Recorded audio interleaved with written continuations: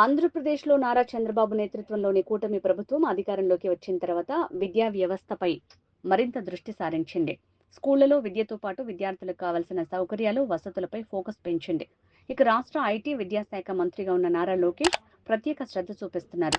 ఇదే సమయంలో మధ్యాహ్న భోజన పథకంలో అనేక మార్పులు తీసుకొచ్చారు. ఇప్పటికే మెనూ మార్చి అందులో మరిన్ని ఐటమ్స్ ని చేర్చారు. మరోవైపు డిప్యూటీ సీఎం పవన్ కళ్యాణ్ సూచనలతో ఈ మధ్యాహ్న భోజన పథకం పేరును డొక్కా సీతమ్మ మధ్యాహ్న భోజన పథకంగా మార్చారు.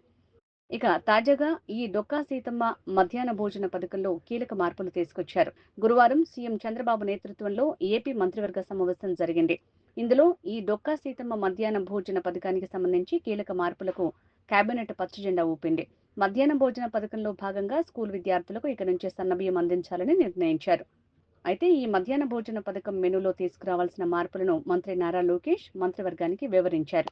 ఇక ఇంటర్ కాలేజీల్లో మధ్యాహ్న భోజన పథకం మెనూ కింద సోమవారం అన్నం, పప్పు, గుడ్డు, చిక్కీ పెట్టనున్నారు.